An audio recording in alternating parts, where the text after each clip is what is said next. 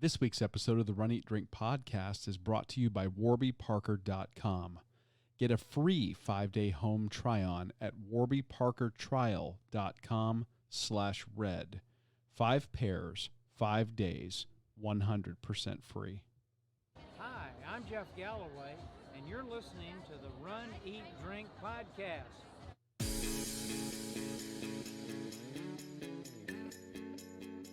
Welcome to the Run, Eat, Drink podcast. We feature destination races from across the country. And after the race, we take you on a tour of the best local food and beverage to celebrate. So whether you are an elite runner or a back of the packer like us, you'll know the best places to accomplish, explore, and indulge on your next runcation. Hey, welcome to episode 99 of the Run, Eat, Drink podcast. I am your host, Amy. The penultimate episode before we reach our centennial episode. Yes. I am so excited. And I am your co-host, Dana. And I'm excited because we're cheating to get there. I'm sorry. Yeah, we are. I am. I'm thrilled to get there. I've been waiting for this. I don't know why. It's like watching the odometer roll over in your car.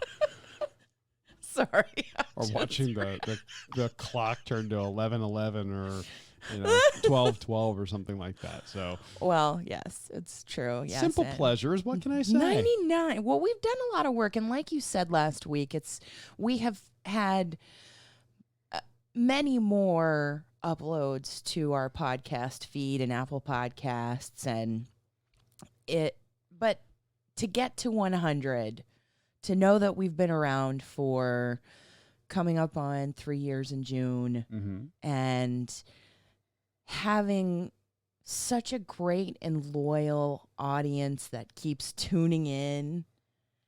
And growing, which is really nice to see too. It's growing. I mean, yes. we love every single one of you guys, but the fact that every now and then we get a few more, and then a few more, it's so nice. That means they're telling their friends about us, and we appreciate that.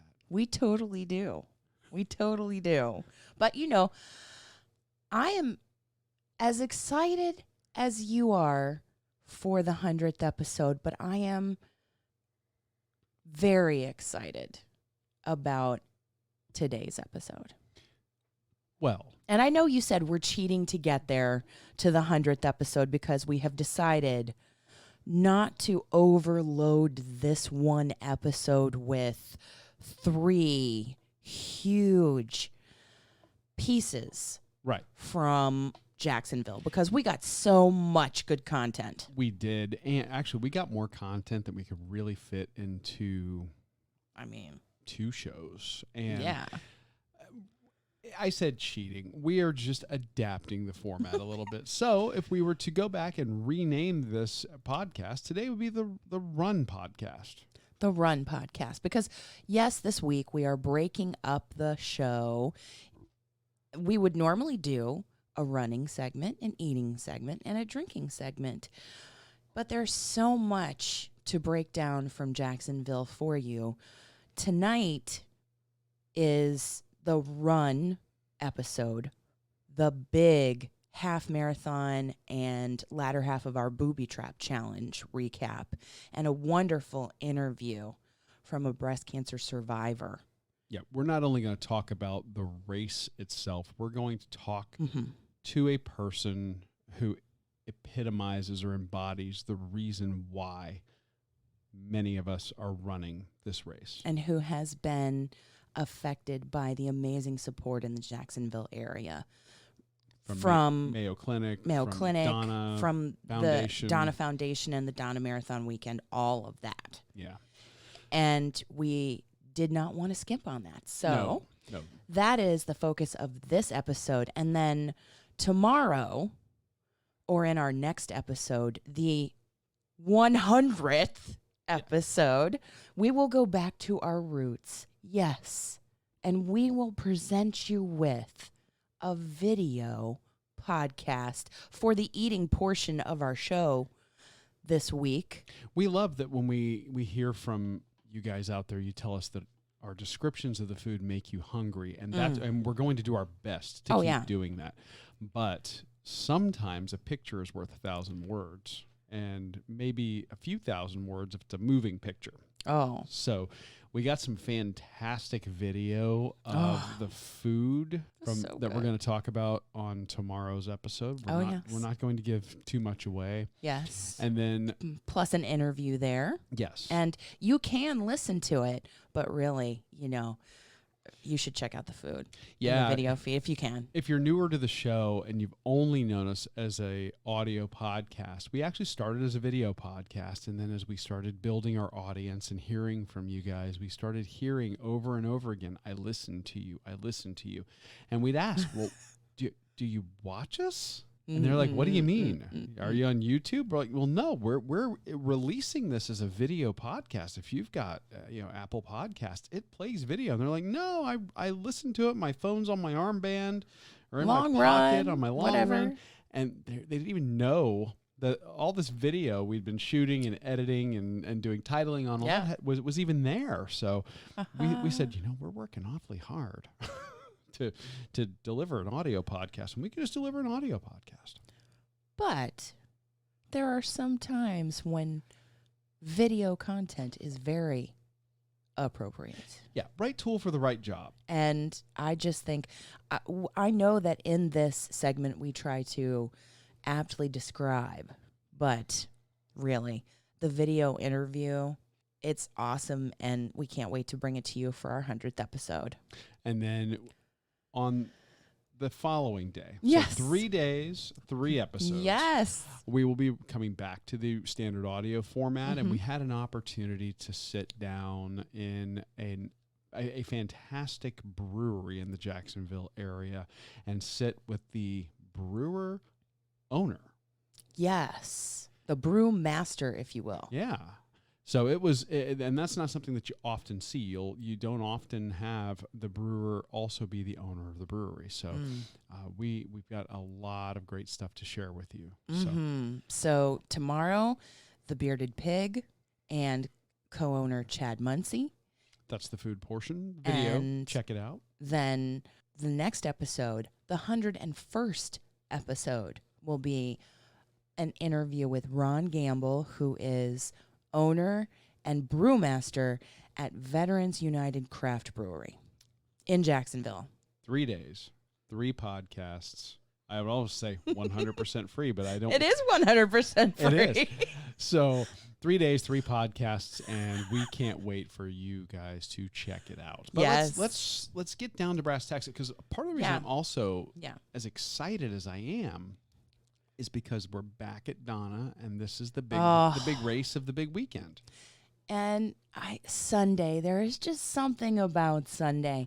The race starts at 7:30, and you start. It's a mass start, and it's in the Jacksonville Beach area where the 5K and the Social Shakeout Run took place. It's a mass start with the marathoners. There are not really corrals, as there are just kind of sections of pace groups. You self-segregate. But really you don't. You're interacting with so many people, and you are elbow to elbow, shoulder to shoulder with survivors, with people running in memoriam like us, with people supporting the cause, doctors like Dr. Edith Perez fighting to find a cure. It's amazing.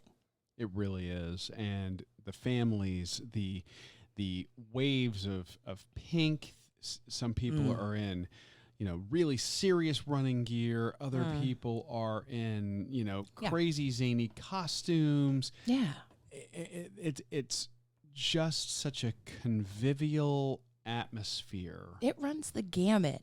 I mean, people are so motivating and so encouraging. And it is, make no mistake, it is a Boston qualifying course if you are a serious runner. But if you are a back of the packer, a mid packer, or somebody who is passionate about this cause, this is the race for each one of those populations. And there are plenty of people in every category. So if you are going to go out there and go for that that personal best, you're going to be in great company. If you are going to walk the whole thing, you're going to have plenty of people right there with you. Yep.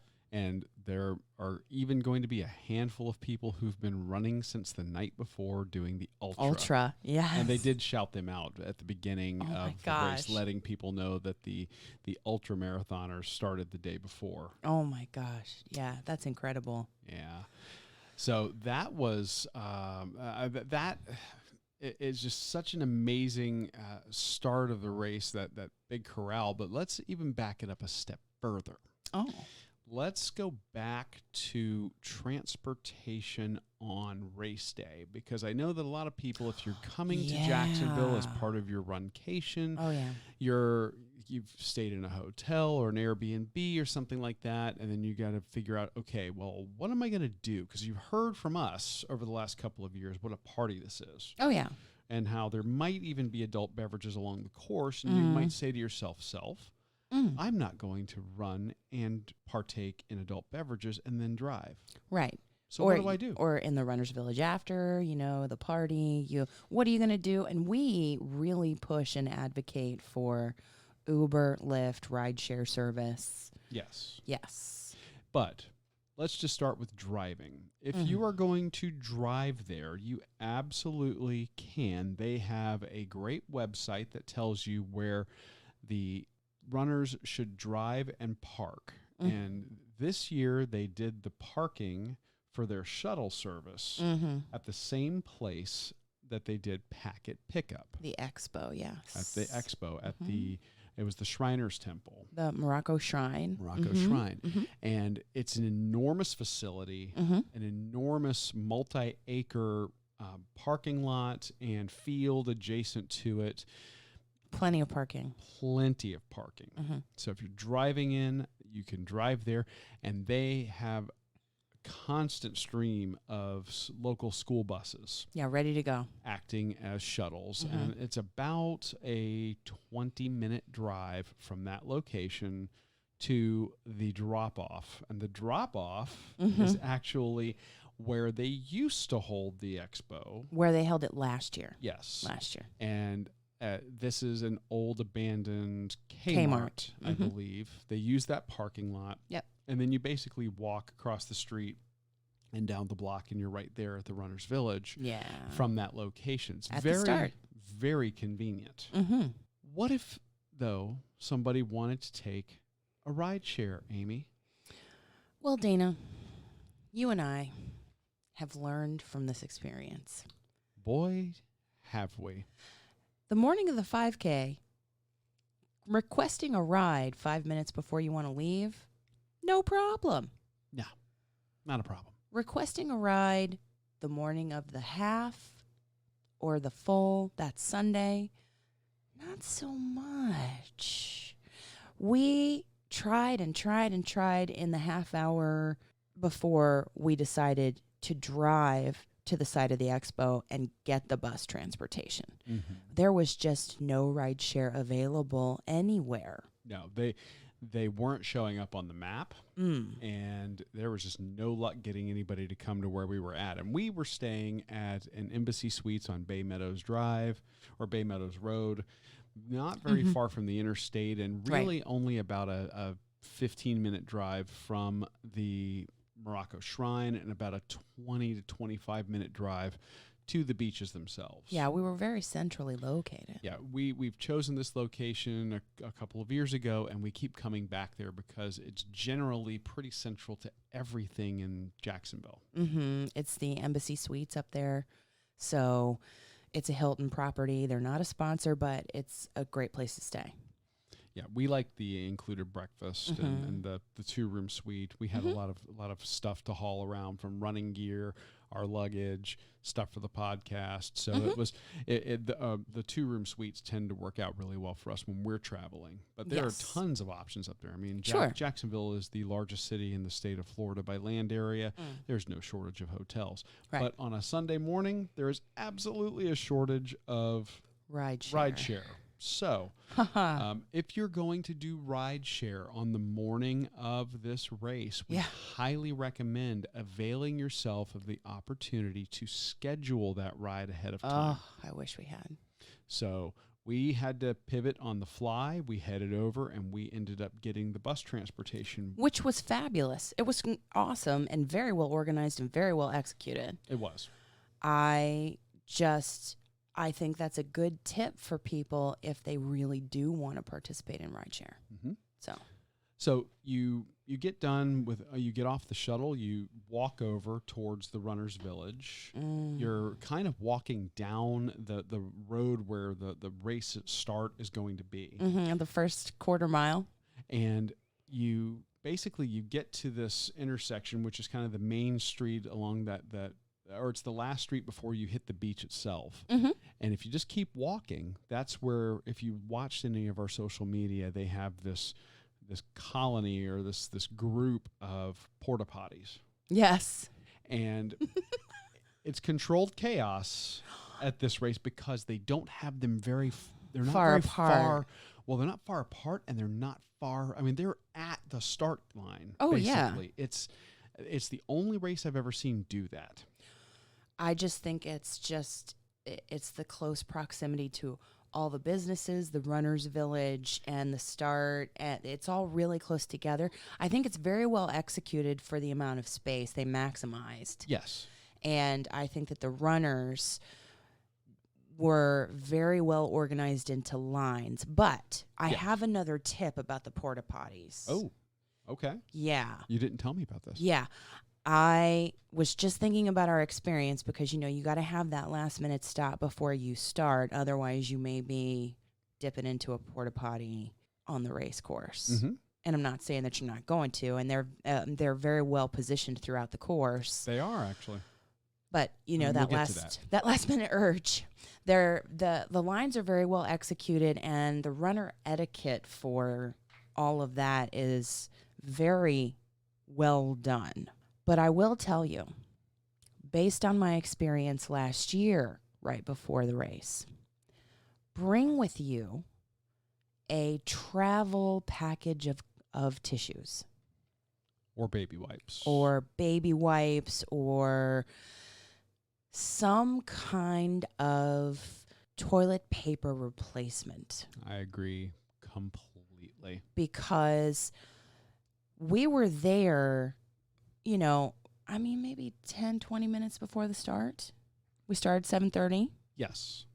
And there was no toilet paper in multiple portalets. Right. And I don't know if that was a lack of them restocking them the night before. I don't know. If it was just everybody hit them in the morning. And it got just slammed. Right. So Hard to say. I had a package of tissues in my pocket, and I was so glad that I had them. Honestly, that's a good general running tip anyway, because regardless of the race, you don't know what the conditions are going to be in the porta potty that's available to you at the moment you need it. And I'm just trying to be practical. I'm not trying to be crass or discussing or anything. No. I mean, anybody who's been into running for any length of time, especially if you start getting into those half marathon distances where you're going to be out on the road for more than an hour, I think that it's very smart to plan for certain inevitabilities logistically. Yeah. And that's a really good tip. I like that idea. Mm-hmm. Just get a travel pack of tissues, people. Be prepared, because you just never know. Yeah. That said, that area was generally very well kept. Mm-hmm. Like you said, the lines were moving, and it ran very well. And then we just came out of our last porta potty stop and kind of migrated into corral placement, even though there weren't really defined corrals per se. That migration was about 20 steps. Mm-hmm. I mean, there was you come right out and you're there. You're right there. Yeah. And they don't call them waves. They call them something different, and I can't remember what the race announcer called them, but it was every couple of minutes they let a group go. Yes. So in waves, although, like lightning starts, or I can't remember what he said, but you know what I mean. groups every few minutes. So Yes. we were maybe in the third or fourth group. I'm going to say we were in the third group Mhm. because I started to record the countdown for the start, and then they went, and then all of a sudden, we weren't moving, and I'm like, all right, well, this is what's going on up there? Well, then I realized, oh, okay, we're in that staggered start Right. procedure. So. Right. And then they've got music playing, a lot of loud pop music, and a great race announcer. Yes. And you can really see the pacers too. The pacers were in yellow, bright yellow tops, and then they had their little flags, and you could tell the marathon pacers apart from the half marathon pacers because the half marathon times had H's next to them. Right. So you could tell who it was that you were going to try and fall in and follow if you were going to do the same intervals as a pace group or try to keep up with the pace group overall. You'd figure it out real quick if Mhm. you picked the wrong one and you were like, oh, I'm going to do mine in 4 hours and something, and they're running way faster than you. They're probably a marathoner. Yeah. So we finally get through the start. And that first block has a whole lot of crowd support. Yes. And it is a mass start, so you do have some congestion. You do, and but it flows very well, and it's Yes. actually pretty quick moving. Mm-hmm. Yeah. No problem there. And people are really great about race etiquette at this race, staying to the right. Some people jumped up on the sidewalks as we went along and passed some of the businesses, and who should pass us but Jeff Galloway? The man himself. Yeah. You see him trotting along, and his running short pockets are sticking out. And that's because he's got a bottle of de-fizzed Coca-Cola in Yes. each one. That's his sport drink of choice. Yes. But it may be old school, but it works. It works. It's good school. We've done that before. He stopped real quick and said hi, and it was. He was moving as he said hi, and then he just kept going. Yeah. Well, I mean, he slowed down. Yeah. Stop. Yeah. Yeah. So we saw him. Also, highlights before we turned and started to go into some Jacksonville neighborhoods. I was expecting later on the course there to be donuts and muffins and possible adult beverages. Which there were. Little did I know there would be Jell-O shots even before mile 1. Even before mile, I think, 0.25. Oh my gosh, it was so funny. Next thing you know, she's like, It Dana! was funny. She's holding up this little plastic ramekin with a Jell-O shot inside of it, and I'm like, oh, It was great. Oh Lord, I see was how like, this yes, race is going to let's go. go. Because, hey, as I said before, we are not in it for time. We are in it for a PR in the experience. Yeah, and the experience really did start right at the very beginning. Yes. That first block before the first turn. Oh my goodness. Had tons of people out there with noisemakers and signs and costumes and giving high fives to runners and cheering you on. And I think you stopped for a photo with a couple, and I mean, it was just so much fun. And then when you make that first turn, there was a repeat supporter. I don't know if you saw him or not. With the bubbles? With the gigantic bubbles. He's got these two wooden dowels with a rope dangling and a rope loop dangling, and he's making these enormous soap bubbles. And I think he had a fan set up, and so that they would like wave onto the course for the runners. It was really cool, and I think that's at least the second year we've seen him. Yeah, it was great. Doing that. It was great. And then it's a very similar, if not, dare I say, the same course as last year. Yes. We kind of got into that turn, and there were porta potties, and then we started to get into beach neighborhoods. Yeah. And when we say beach neighborhoods, not everything is right on the water. No. These are neighborhoods of like Neptune Beach, Atlantic Beach, Ocean. It is just, a little bit of everything as far as the architecture.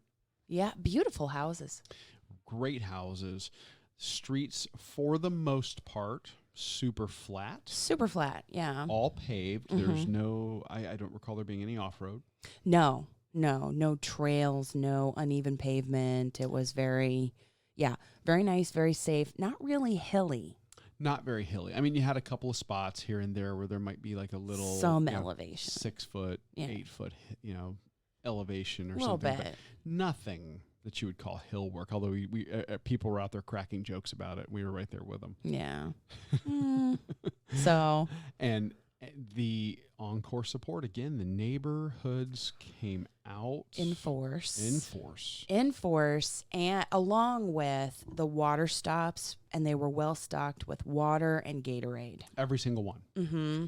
That was the sport drink of choice. Okay, I was going to ask you, was it Gatorade proper? That's what they said. That's what the volunteers were announcing. They were announcing Gatorade. And it tasted like Gatorade, lemon lime Gatorade. So, yeah. I tend to, and this is totally a personal choice in what you're used to training. I tend to either, if I have water in my pack, I'll drink my water and use their sport drink, or then vice versa.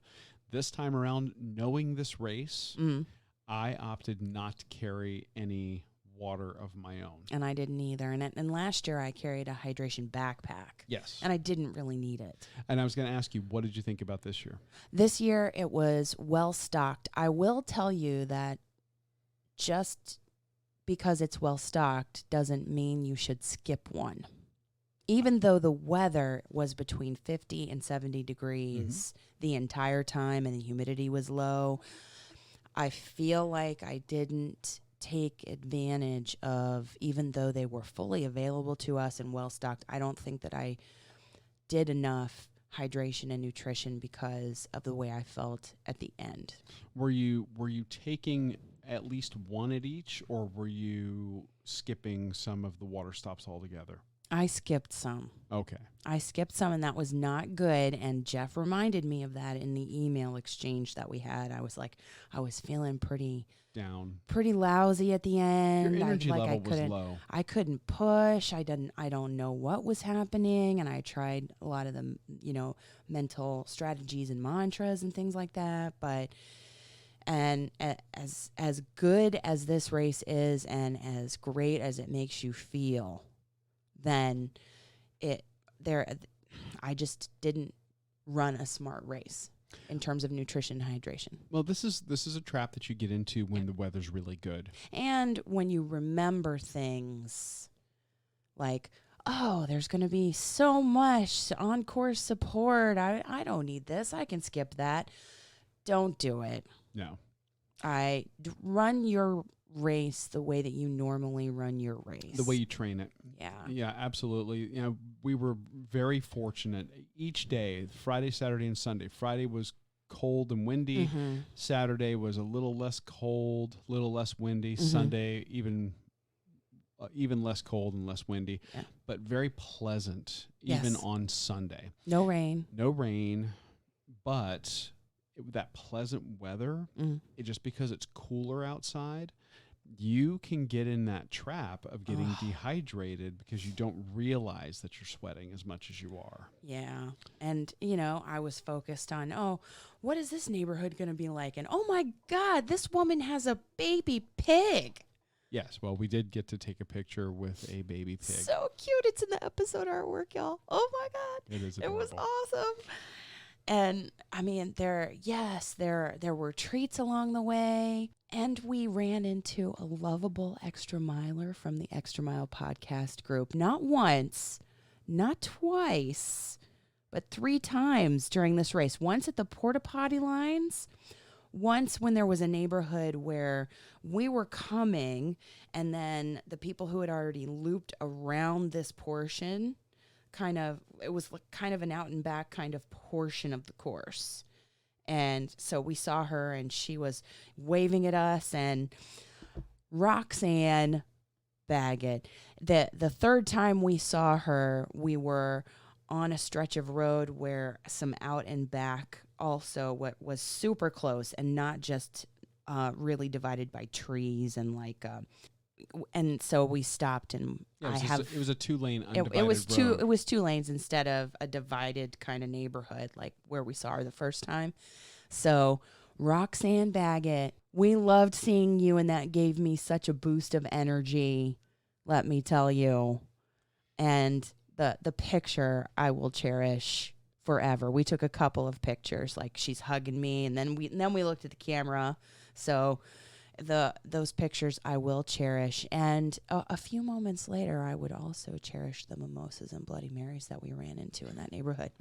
But more so the friendship of the people that you meet and the encouragement you draw from people on the course. Yeah, and we also got to see some familiar faces from the Jeff Galloway half marathon. Yeah. I ran into some of the pacers. If any of you were following along during that race on social media, when I ran into street donuts to get the donuts at Krispy Kreme, the pacers who were there, I'm trotting along. I hear them telling a story of this guy at this Atlanta race who was on social media streaming video live, and he went and got donuts, and I just trotted up alongside him, and I go, sounds like a cool story.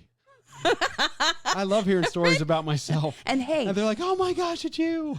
Well, I loved running with them for a spell, and I'm telling you, like, we were in it not for the time, so No. we were so happy to run with the 4-hour pacers for the half, and to hear them talk about you, I just got a kick out of that. And also I got a kick out of the fact that they had Girl Scout cookies.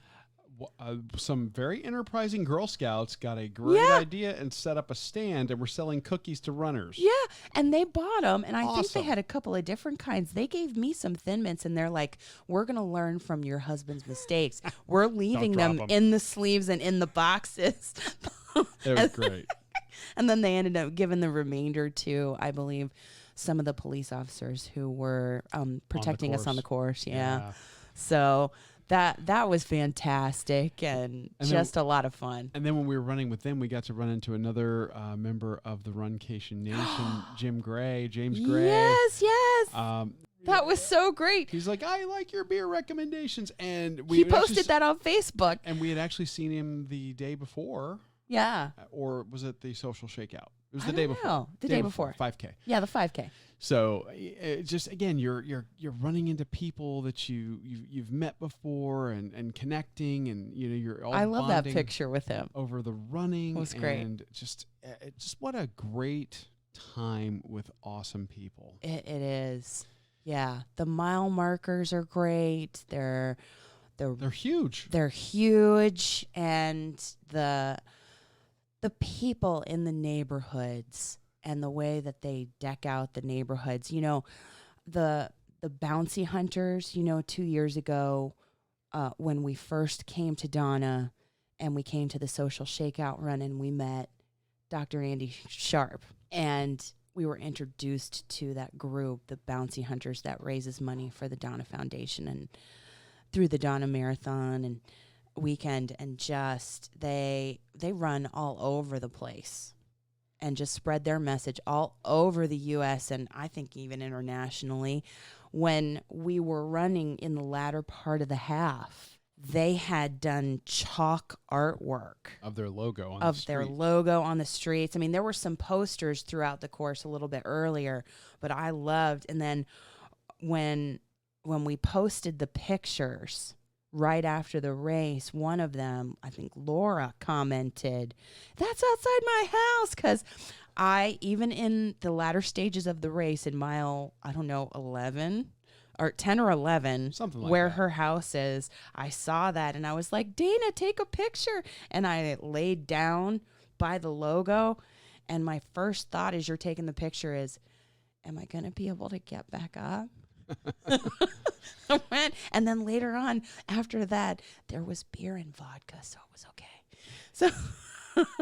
So yeah, we got past the Bouncy Hunter chalk artwork. Yes, it was great. The beer, the vodka, the strawberry donates, and the inflatable alien. Spicy sausage? Yes.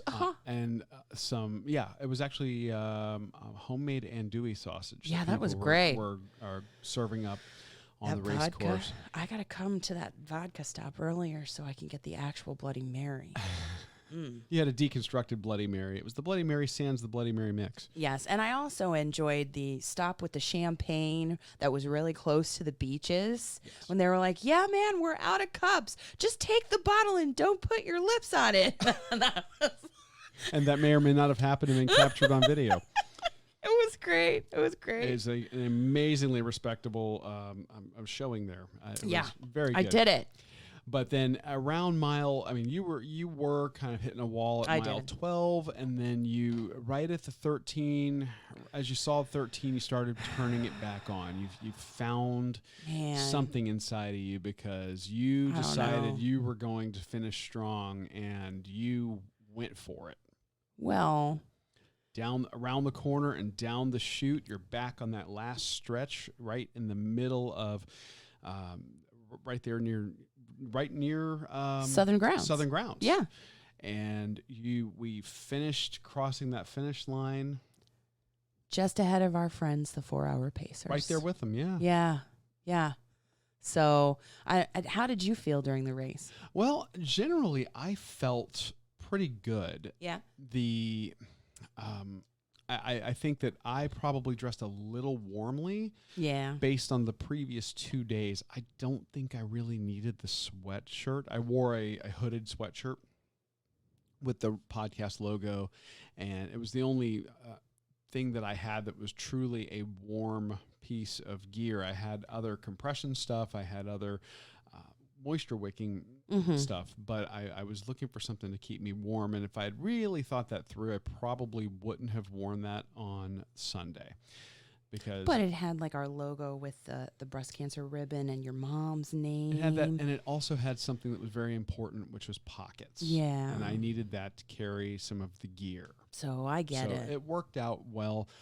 It would have been a little more comfortable for me if I hadn't had that, but all things considered, not too bad. No, I wore a long sleeve bouncy hunter running shirt under our customized race shirt that our friends at Pure Crate Apparel did for us with the logo, the specialized logo for Donna and your mom's name on the sleeve. So Oh, and I do want to shout out Geo at Sport Kilt. Or sportkilts.com. I had mentioned, I think a couple of episodes ago, our friends at Boulder Athletic Wear are no longer doing the running kilts. I believe they're either back to the drawing board doing some R&D, or maybe they've been discontinued indefinitely. Yeah. So I started looking for an alternative, and Geo at Sport Kilts was able to not only get me a custom-made sport kilt made specifically for this race. Great. I screwed up in my ordering the first time, and I ordered the wrong size, and they overnighted it to me, and I got it, and I said, this is fantastic. It is my fault. Can you work a second miracle?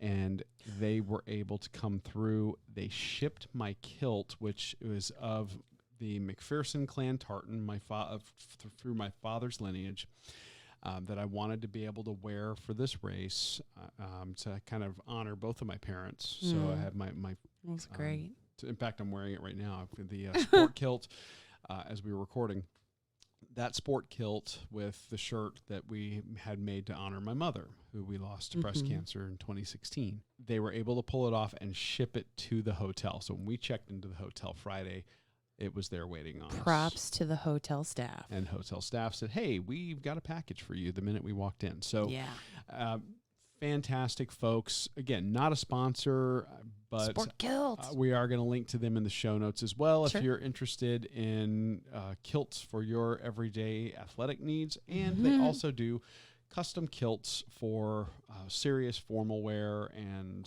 anything else that you might need some Scottish attire for. Nice. Yeah. So we crossed that finish line. We did. We get those medals. And I say medals because plural. We not only completed the Donna Half Marathon, we also completed the Booby Trap Challenge.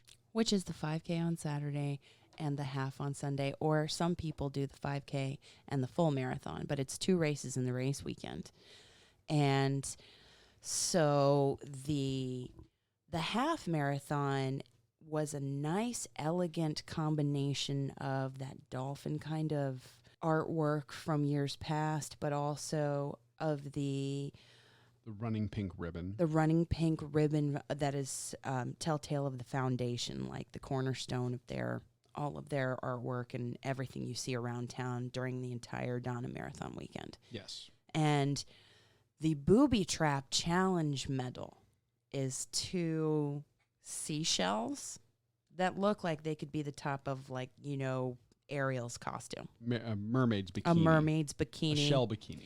And this year, they were bright orange shells. And it was just great. Yeah, the half marathon medal and I believe the marathon medal both were using kind of a stained glass look. So yeah, it was cool. They were translucent, light passed through them. They were just beautiful. Mm-hmm. And then this one, the Booby Trap, just had that bright orange, yellow-orange color with the glitter and just very eye-catching. Yeah. And great ribbons. Yeah. Can't really say enough good. I do think that the race medals, not the Booby Trap Challenge, but the half marathon medal is a little smaller than years past, if I remember correctly. Maybe. But the detail in the medal, I think, was excellent. Yes. Yes. And you know what else was excellent? The Runner's Village after, with mini bar donuts, with some Southern Grounds coffee. Southern Grounds coffee yet again. Yes. Such great stuff. Whataburger. They had a company that was doing pizza, flatbread pizzas that they were cooking out there in a copper oven. Mm-hmm. We talked about this. It was all the same stuff from the Runner's Village that we talked about in the 5K. Plus White Claw, was it? Well, they had options. And you of course had non-alcoholic options. They had plenty of water, soda and water. Yeah, soda and water. Mm-hmm. They had Miller Lite as opposed to Michelob Ultra. Right. And then they had White Claw. Right. And those were any of those options were available to you with the tickets that were included in your race entry fee. Yep. For free. Each race got you 2 free drink tickets. Mm-hmm. And I also liked that right around that booth where you picked up your beverage, whatever your beverage of choice would be, there were the very large pink signs that say hope and love and determination, and people all throughout the expo signed them with special messages, dedications, and they were all around the Runner's Village, and we got some pictures with one that you had signed. Yeah, it actually, as we were walking by it, it caught my eye immediately. Yeah, I said, "Oh, there it is," and that's where we dedicated it to Mom. Yeah. In I believe 2017. Yeah, the first year. So it was nice to see that they had kept those around. Those were artifacts of previous races. And if you wanted to add to them, you could. Yeah, it was great. So just, again, a party atmosphere. As you're there celebrating, more runners are coming in. They're doing the awards, We're meeting up with people and, just coming and going. And, a lot of people are peeling off to go to restaurants in the area or go back to pick up their cars to go out later on that evening, whatever the case may be. Yeah. And now we should talk about the incredible interview we had as a part of our Donna Marathon Weekend. But before we get into that, this week's episode is brought to you by our friends at Warby Parker. And, you've heard us talk about Warby Parker over, the last several weeks and last year when several months they first became friends of the podcast. And, now Amy is a happy Warby Parker customer. Actually, I'm looking at her through a pair of her Warby, or she's looking at me through a pair of her Warbies, but I'm looking at her wearing them. Yes, I have 2 pairs, not only one of the pairs that came from my 5-pair, 5-day free home try-on, but then also I loved those so much that I went back to the site and ordered a pair that I was kind of eyeballing as well. Pun intended. Ha-ha. I loved that I could select 5 and really have a no-pressure 5-day home trial so that I could show you I could model all of the different frames. I could post them to social media and even hear feedback from Warby Parker. Check them out with different outfits. Get friends and family to weigh in, and then send them back. Totally free shipping both ways. And then I could get my frames that I decided on, or that our followers in the Runcation Nation and Warby Parker helped me decide upon. Yeah, Warby Parker actually chimed in and said, yes. And they came to me with a hard case and a cleaning cloth that actually told the story of Warby Parker. And like ridiculously premium packaging. Yes. I watched you unbox this. I'm like, this looks like expensive consumer electronics from, a very popular computer retailer. And it was just gorgeous. The box was. All of that was awesome and gorgeous and so well executed, but it was half the cost of the last pair of glasses that I got. Yeah, Warby Parker doesn't think that glasses should cost as much as a cell phone. Their prescription glasses start at $95, and that's including prescription lenses. They all come with an anti-reflective and anti-glare coating. They have the hard case, the cleaning cloth, and if you need special lenses where you need to see both near and far, they will do digital freeform progressive lenses starting at $295. But what you need to do right now is head over to warbyparkertrial.com/red and select your frames for your 5-day, 5-pair, 100% free in-home trial.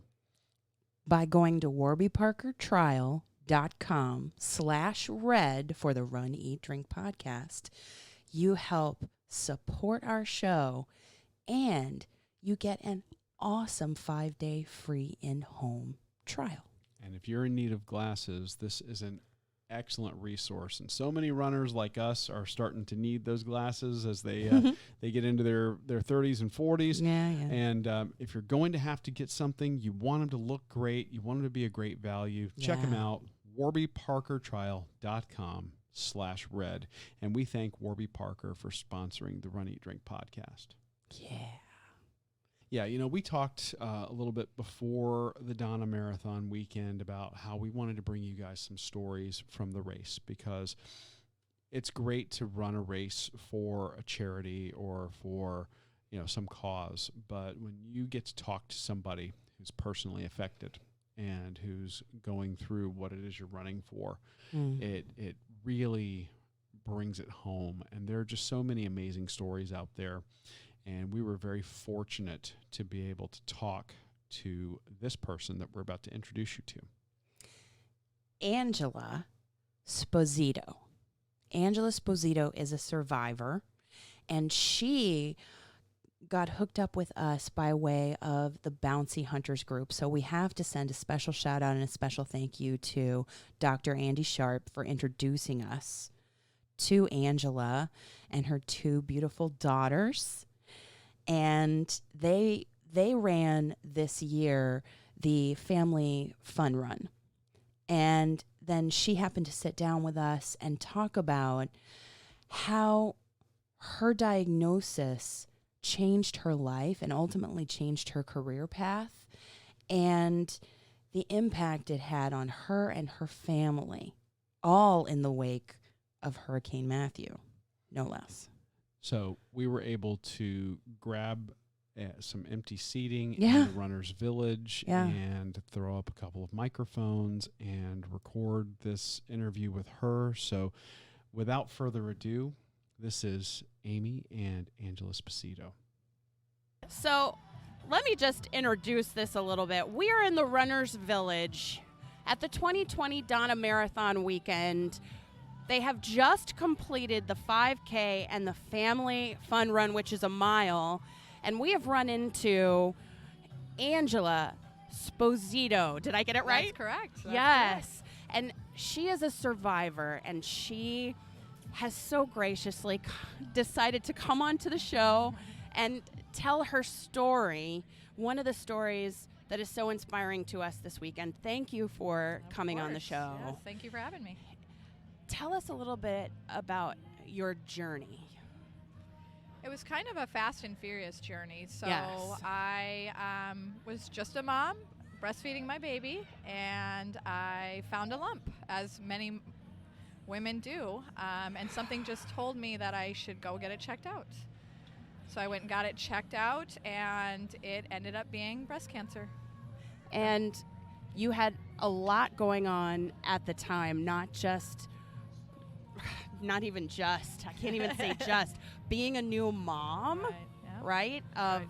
How old was I had a was your 16. daughter? I had a 16-month-old and she was almost 3, so like 2.5, 3. So you have 2 beautiful girls. Right. You have the diagnosis, and on top of that, you have Hurricane Matthew at the time. Yes. Yes. Yes. So things kind of progressed quickly. Yes. So they, I went and saw my OB, and they recommended that I go straight in to see a radiologist. Went into the radiologist, and as I was leaving, the radiologist tech came out and gave me her card and said, if you ever need anything, just call me. Just let me know. So I knew then it wasn't just another lump or something like that. So she had probably seen it before, and Yeah. she was, she was really nice, but it kind of set the tone for what was to come. And then about a week later, I was backing our truck up with sandbags, ready to put them in front of our garage, waiting for the Hurricane Matthew. And I answered a call that I wouldn't randomly, I just answered it because I usually would have just let it go to voicemail, but it was the actual radiologist saying, I'm sorry to say your results came back and you've got breast cancer. And so the course of treatment was then fast and furious, and having the Mayo Clinic here was probably an advantage. A huge advantage. Yeah, I was recommended to a surgeon, so right off the bat, I called them. I think I called them maybe that day and said, Yeah. I need to get in. So from there, it progressed really quickly. It's quick, but it's slow because they have you come in. You have to do a needle biopsy. You have to do a regular biopsy. You have to wait on onco testing. So while you have breast cancer, the feeling of there's so many variations, and it could have been stage 1, it could have been stage 4, it could have been, I carry the BRCA gene, but it could have been, non-genetic. So while everything happened in such a short time frame, I just can't even explain the slow motion of how everything, it was just kind of like every day you get up and like, okay, so now I have a genetics testing. I mean, you should have seen my Mayo appointments. It was, 5 a week, and then 3 a week, and then, it's just genetics, and it was with all these different departments. So it's not just you go see an oncologist. You see a geneticist. You see a radiologist. You see a surgeon. You see a plastic surgeon. You see your cancer doctor. So it's really, you can't even put into words how, things are happening, but it's an out-of-body experience. So. And I'm sure that it feels slow, but you want it to, the treatment and the eradication of the cancer you want it to go faster. Right. And I think that's what pushed me to do. So October 5th, I found out. I had December 22nd, I had scheduled my double mastectomy. And then from there, it kind of was slowed down a bit because once they get the cancer out, then they're able to do the testing on it, and then that determined what kind of treatment I had. So whether I had 8 rounds of chemo or only 4. So then when that test came back, it's a scale. So if I was under 25 and I had gone to the bathroom, and when I came in, the paper was sitting on the table and it said 18, and so that meant I only had 4 rounds of chemo. So that was a win for me. Because instead of 8 with 2 young kids, and I was still working full time, so seeing that 18 was a win for me. So I only had 4 rounds of chemo, but did shaved my head before, and made it my choice. Yes. So, and what little control you have. Well, I'm sure the impact on your family was so stressful. Right. And it was a very emotional journey for you. Agreed. Yeah. And so this was 3 years ago? A little over. I had my. Over 3 years I had ago? my. It's December 22nd was this past one was 3 years since my double mastectomy, but I'm not even 3 years out from radiation or chemo. That'll be June. So you go through periodic checks to make sure everything is okay. Yep, every 6 months. Yeah. And I think that's a mental game. It's a mental long game of going in, and I just had a scare because I found a lump, which led to, oh my God. And that's the crazy thing, is that it led to a breast MRI, which led to a PET scan, which led to an abdomen MRI, and then it just happened to be because then he was like, oh, we see something on your liver.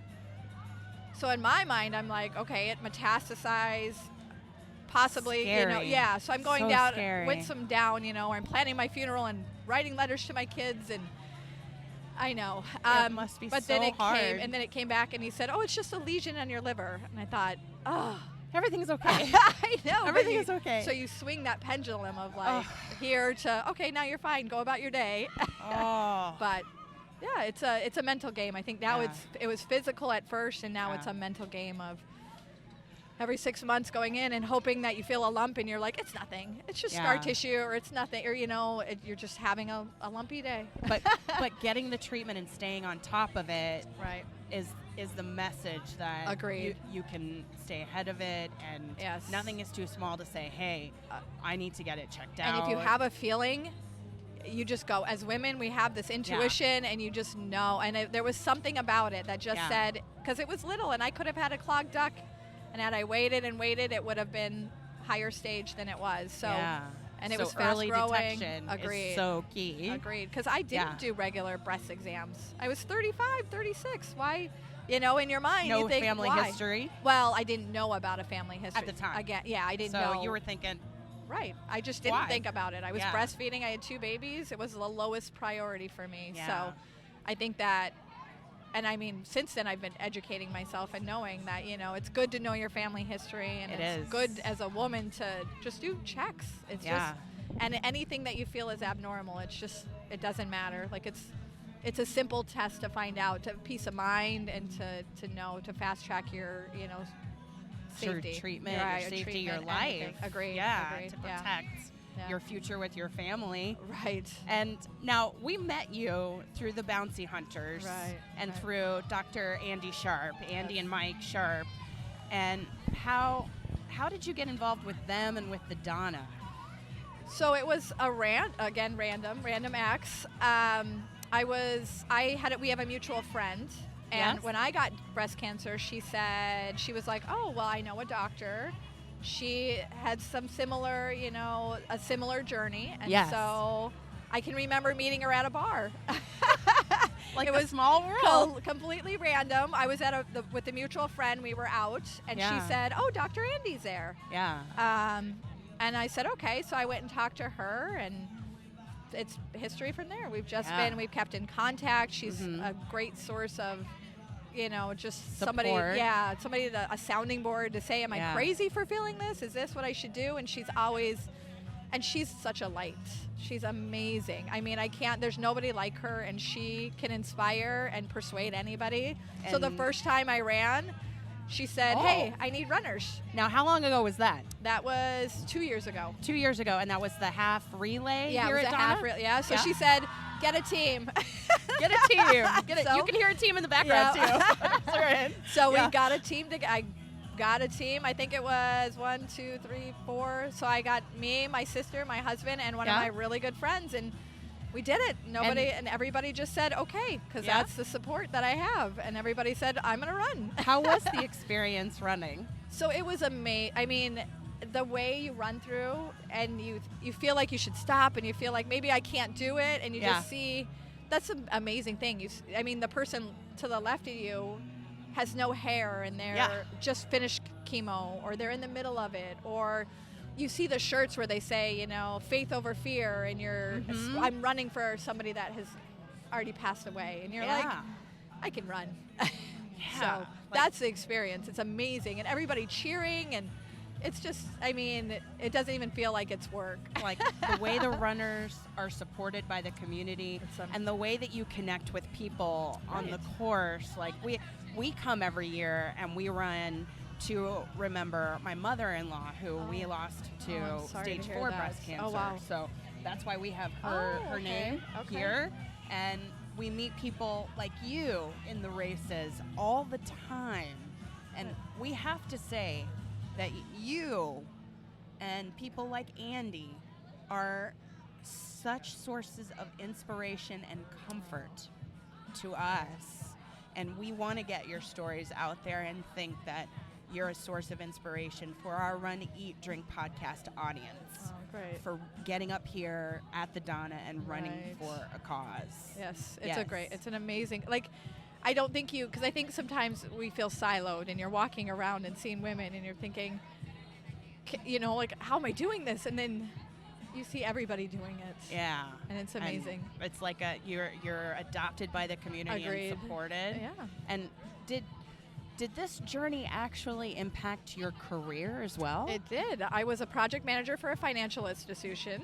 Yeah. Successful, making a lot of money. Yeah. And then I decided to go back to nursing school.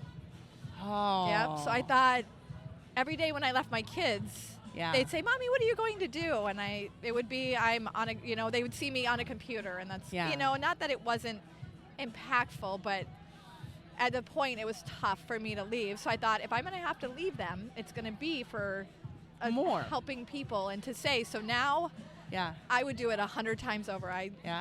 It's not as much money, but it's a lot of glory. So you're a nurse. I am a nurse. I'm an OR nurse, operating room nurse. Ah, okay. So I got to actually see some double mastectomies, and I've seen a hysterectomy. And to be able to hold, I don't get much time with the patients because we kind of take them in the back and then they go under anesthesia. But you have a lot to do. But for one, I can remember one lady, and her family wasn't there for whatever reason, They couldn't be Yeah, there. exactly, whatever it was. But, she was kind of scared. And so I was able to tell her without saying a lot. She said, how's my recovery going to be? And I said, from firsthand experience. And you could just see a softness in her. Like, okay, somebody's here, and I was able to hold her hand and say, you got this. Like, you're going to come out the other end and you're going to be better for it. So, What an amazing journey that you've had Right.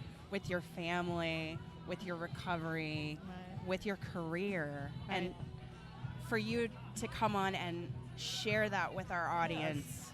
And we can't thank you enough, Angela, for coming on the Run, Eat, Drink podcast. Yes. And we look forward to following your journey and thank you. running with you. Yes, in every year. Any Donna race that we can get in. Yes. Well, I thank you guys for spreading, the word and encouragement, because I think that's what it's about. Yeah. Sometimes you feel alone, but this, I hope, helps somebody. Yes. Thinks so. That's what we're after. So thank you.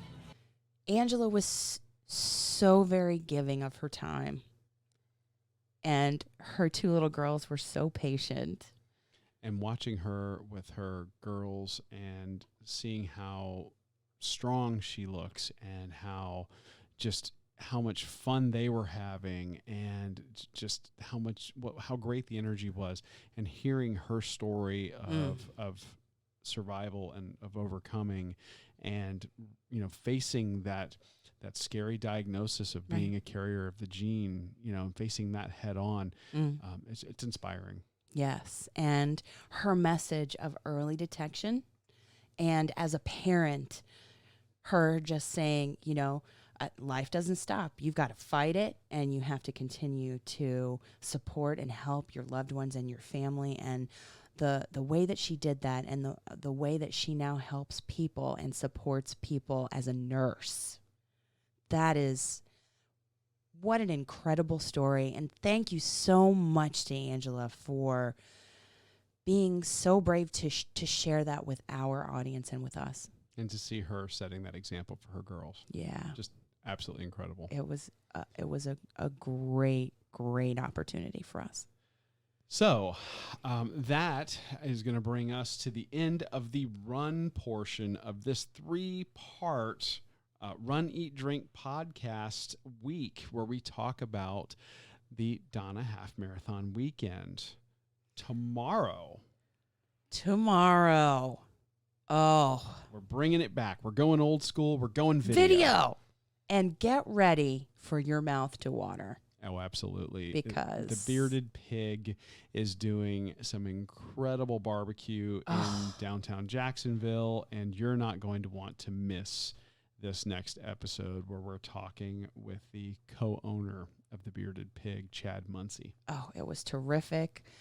Such great food and such a great chat with such a successful local business that everyone needs to visit. So stay tuned for that. And then the next day, part 3, the drink portion.